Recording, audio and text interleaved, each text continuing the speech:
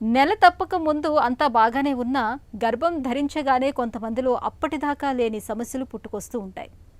గర్భిణీ దశలో రక్తపోటు పెరగడం అలాంటిదే.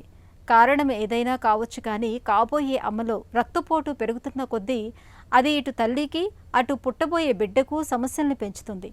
అసలు అంతకు ముందు లేనిది గర్భం దాల్చగానే రక్తపోటు ఎందుకు పెరుగుతుంది? ఇలాంటప్పుడు రక్తపోటును అదుపులో ఉంచుకునేందుకు గర్భిణీలు ఏం చేయాలి? జీవనశైలి, ఆహారం అలవాట్లు తదితర విషయాల్లో ఎలాంటి జాగ్రత్తలు తీసుకోవాలి మొదలైన వివరాల గురించి ఇప్పుడు తెలుసుకుందాం.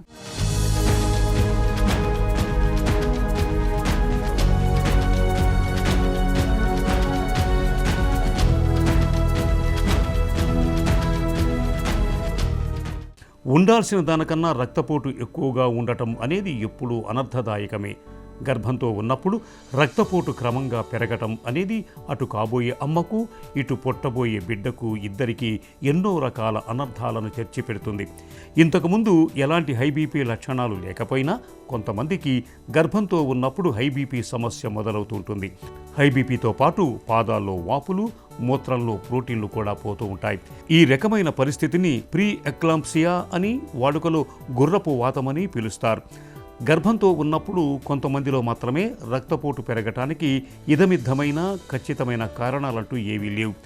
అయితే హార్మోన్లు, ప్లాసెంటా, రక్త ప్రసరణలో కనిపించే మార్పులు హైబీపీకి కారణమవ్వచ్చని చెబుతున్నారు డాక్టర్లు. ప్రీ ఎక్లాంప్సియా అంటే గర్భం దాల్చాక కొందరికి బీపీ వచ్చే అవకాశాలు ఉంటాయన్నమాట.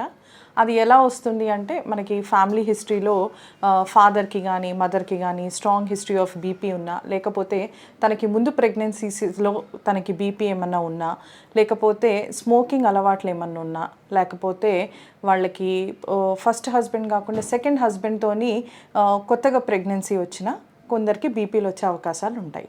సో ఈ ప్రీ ఎక్లాంప్సియా అంటే 24 వారాల తర్వాత కొత్తగా బీపీ వచ్చి హెడ్ఏక్, మళ్ళీ తర్వాత బ్లరింగ్ ఆఫ్ విజన్, కొంచెం కనుచూపు కొంచెం తగ్గడము, అండ్ కొంచెం స్పీచ్ అన్నది మందంగా రావడము, కాళ్ళవాపులు, కాళ్ళు ఇట్లా పూరీలాగా ఉబ్బడము, అండ్ ఆఫ్ ఆల్ బీపీ అన్నది 140/90 కన్నా ఎక్కువ ఉండడము, అండ్ యూరిన్లో ప్రోటీన్ పోవడం, లేకపోతే ట్విన్స్ కానీ ట్రిప్లెట్స్ కానీ అంటే కవలలు ఉండడము, అండ్ ఒబీస్గా ఉండడము అంటే చాలా లావుగా ఉండడము, అండ్ తన మెన్స్ట్రల్ హిస్టరీలో పీసీఓడి అన్నది ఉండడము, అండ్ ఆల్సో ఇన్ఫర్టిలిటీ ట్రీట్మెంట్తో కన్సీవ్ అవ్వడము. అంతేకాకుండా కొందరికి యూట్రోప్లెసెంటల్ ఇన్సఫిషియన్సీ, ఎంబ్రియో నుంచి ప్లెసెంటా అన్నది డెవలప్ అయ్యి దాని రూట్స్ ఎలా అయితే మొత్తం విస్తరించేటప్పుడు కొంచెం రెసిస్టెన్స్ అన్నది వస్తుంది. విస్తరించేప్పుడు గర్భసంచిలో ఉన్న మజిల్కి ప్లెసెంటాలో ఉన్న వెజల్స్ని కొంచెము దాని కంపాటబిలిటీ అన్నది తగ్గి కొంచెం రెసిస్టెన్స్ అన్నది ఫామ్ అవుతుంది.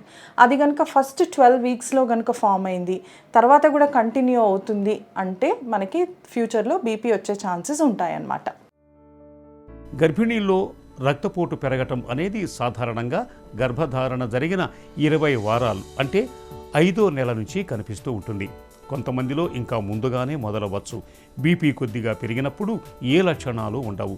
ఎక్కువగా పెరిగే కొద్దీ తలనొప్పి, వికారం, వాంతులు, ఛాతీ కింద నొప్పి, మూత్రం రావటం తగ్గిపోవటం, బరువు ఎక్కువగా పెరగటం, ఒంటిలో అధికంగా నీరు చేరటం, చూపు మందగించడం వంటివి ఉంటే మాత్రం వెంటనే డాక్టర్ను సంప్రదించాలి. గర్భిణీ దశలో హై బీపీని నిర్లక్ష్యం చేస్తే దాని మూలంగా బిడ్డ ఎదుగుదల మందగించే అవకాశం ఉంటుంది. ఒక్కోసారి బిడ్డ లోపలే చనిపోయే ప్రమాదము ఉంటుంది. మాయలో ఉమ్మ నీరు తగ్గిపోయి కాన్పు కష్టమై అది అంతిమంగా తల్లి ప్రాణానికి గండంగా మారే అవకాశం ఉంటుందని చెబుతారు డాక్టర్లు. గర్భిణీ సమయంలో హై బీపీ అన్నది డెఫినెట్గా ప్రమాదమే అండి. మనకి సమస్యలు ఎలా రావచ్చు అంటే ఫస్ట్ హెడేక్తో స్టార్ట్ అవుతూ ఉంటుంది అనమాట. హెడేక్, కొందరేమో కళ్ళల్లోంచి నీళ్ళు వస్తున్నాయి అంటారు, కొందరికి కనుచూపు తగ్గడం, మళ్ళీ ఇందాక మాట్లాడుకున్నట్టు మన మాట అన్నది మందగిచ్చడము, అలాంటివి కొన్ని సైన్స్ అండ్ సిమ్టమ్స్ ఉంటాయి. ఫస్ట్ కాళ్ళవాపులతో స్టార్ట్ అవుతుంది. కాళ్ళవాపులు, చేతివాపులు, ఇవన్నీ చాలా మైనర్ సిమ్టమ్స్ అనమాట. మనకి మేజర్ సిమ్టమ్స్ వచ్చేసి ఎట్లా అంటే కిడ్నీ ఫెయిలియర్ రావచ్చు, ఫిట్స్ రావచ్చు, దీన్ని ఎక్లాంప్సియా అంటారు. ఫిట్స్ రావచ్చు, బీపీ ఎక్కువైపోయి కొన్నిసార్లు నరాలు అన్నవి తలలో చిట్లి మనకి స్ట్రోక్ ఎపిసోడ్ రావచ్చు, కొన్నిసార్లు బ్లడ్లో చేంజెస్ వచ్చి ప్లేట్లెట్స్ అన్నీ పడిపోవచ్చు, బ్లడ్ సెల్స్ అన్నీ లైస్ అవ్వచ్చు. సో ఇట్లా మల్టీ ఆర్గన్ డిస్ఫంక్షన్ అవ్వచ్చు, లివర్ ఫంక్షన్ ఫెయిలియర్ అవ్వచ్చు. సో ఇలా బీపీ అన్కంట్రోల్డ్గా ఉండి టైమ్లీ ఇంటర్వెన్షన్ లేని వాళ్ళు డెఫినెట్గా ఇలా multi organ dysfunction, kidney failure, dialysis, తర్వాత లైఫ్ లాంగ్ డయాలసిస్ కూడా అవ్వచ్చు, కొన్నిసార్లు కిడ్నీ ట్రాన్స్ప్లాంట్ కూడా అవసరం పడవచ్చు. ఎప్పుడైతే మీరు ప్రెగ్నెంట్ అవుతారో డే 1 నుంచి మీకు ప్రెగ్నెన్సీ అని తెలిసినప్పటి నుంచి మీరు గైనకాలజిస్ట్ దగ్గర కన్సల్ట్ అవ్వడం very very important. Regular antenatal checkups అన్నవి వెరీ వెరీ ఇంపార్టెంట్. గైనకాలజిస్ట్ దగ్గర కన్సల్ట్ అవుతే ఏంటి అంటే మీకున్న హిస్టరీ, మీ ఫ్యామిలీ హిస్టరీ, మీ ప్రీవియస్ హిస్టరీ అన్నీ మనము ఒక అసెస్ చేసుకొని ఇవాల్యుయేట్ చేసుకొని మీకు ఈ ప్రెగ్నెన్సీలో బీపీ అన్నది వచ్చేది ఎంత ఛాన్స్ ఉంటుంది అన్నది ఒక కంక్లూజన్కి వస్తారనమాట. అదొకటి. ఇంకొకటి ఏంటి అంటే 12 వారాలప్పుడు ఎన్టీ స్కాన్తో పాటు బైలేటరల్ యూట్రైన్ ఆర్టరీ డాప్లర్, ఇది ఒక సాఫ్ట్ టూల్ అనమాట. ఈ డాప్లర్ టెస్ట్ కనుక చేస్తే అందులో ఏమన్నా మనకి పర్సిస్టెంట్ నాచ్ కనుక ఉంటే మీకు బీపీ వచ్చే ఛాన్స్ ఎక్కువ ఉన్నట్టు మనకు తెలుస్తుంది. అంతేకాకుండా అదే టైంలో మనకి పెంటామార్కర్ టెస్ట్ అని ఒకటి ఉంటుంది. This is an advance test. ఇందులో ఏంటి అంటే మనకి బేబీకి జెనెటిక్ ఇష్యూస్ ఉన్నాయా లేవా, దాంతోపాటు గర్భిణీ స్త్రీకి ప్రీటర్మ్ డెలివరీ అయ్యే ఛాన్సెస్ ఉంటాయా, లేకపోతే బీపీ వచ్చే ఛాన్సెస్ ఉంటాయా, వస్తే కనుక ఏ వారంలో రావచ్చు అన్నది ఈ టెస్ట్ మనకి ప్రాబబిలిటీ ఎక్కువగా చూపిస్తుంది అనమాట. సో ఈ టెస్ట్లు చేసుకుంటే మనకు ఒక ఐడియా అన్నది వస్తుంది. హై బీపీతో పొంచి ఉన్న సమస్యల ముప్పును దృష్టిలో ఉంచుకొని కాన్పయ్యేదాకా గర్భిణీలు తమ జీవనశైలి, ఆహారం, అలవాట్ల విషయంలో తగిన జాగ్రత్తలు తీసుకోవాలి. క్రమం తప్పకుండా డాక్టర్తో బీపీ, ఇతర చెకప్లు చేయించుకుంటూ ఉండాలి. ఉప్పు వాడకాన్ని తగ్గించడంతో పాటు రక్తపోటును అదుపులో ఉంచుకునేందుకు క్రమం తప్పకుండా మందులు వేసుకుంటూ ఉండాలి.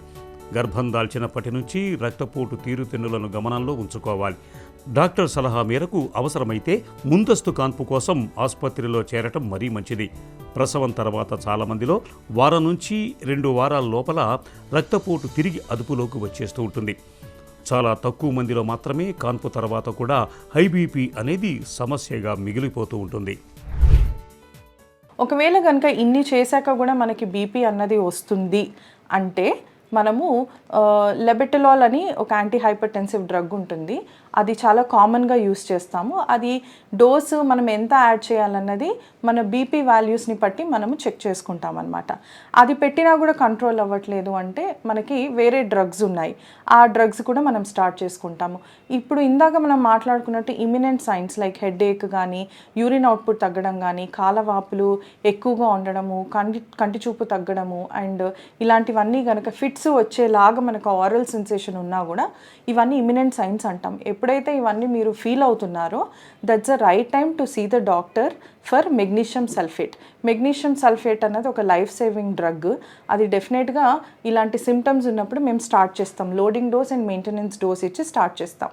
స్టార్ట్ చేశాక ఎప్పుడు బేబీని మనం డెలివర్ చేయాలి అనేది uterine Dopplers and mother situation. Mother కనుక ఈ సైన్స్ ఎక్కువగా ఉన్నాయి, ఏది ఇచ్చినా తగ్గట్లేదు అంటే దానికి ఫైనల్ ట్రీట్మెంట్ వచ్చి బేబీ బయటకి రావడమే. Baby once a placenta is out, మనకి ఈ సైన్స్ సిమ్టమ్స్ అన్నీ తగ్గి first we can save the mother. So mother అన్నది మాకు ప్రయారిటీలో ఉంటుందన్నమాట యాజ్ వీఆర్ గైనకాలజిస్ట్. సో ఇవన్నీ ఇంకా ఎక్కువగా కూడా మనకి ట్రీట్మెంట్స్ ఉంటాయి. ఒకవేళ కిడ్నీ ఫెయిలియర్, అక్యూట్ ఫెయిల్యూర్లోకి వెళ్ళింది అంటే డయాలసిస్ ఇస్తాము. ఒకవేళ ప్లేట్లెట్స్ తగ్గినాయి అంటే ప్లేట్లెట్స్ ఇస్తాము. సో డిపెండింగ్ అపాన్ సిస్టమ్ డిజార్డర్ని బట్టి మనం ట్రీట్మెంట్ అనేది కొనసాగుతుంది అనమాట. అధిక రక్తపోటు ఎవరికైనా అనర్థదాయకమే. మరి ముఖ్యంగా గర్భిణిగా ఉన్న సమయంలో హై బీపీ మూలంగా గుండెపోటు త్వరగా వచ్చే ప్రమాదం ఉంటున్నట్లు ఇటీవల ఒక అధ్యయనంలో వెల్లడైంది. ఈ నేపథ్యంలో గర్భంతో ఉన్నప్పుడు రక్తపోటుపై ఎప్పుడూ ఓ కన్నేసి ఉంచాలి.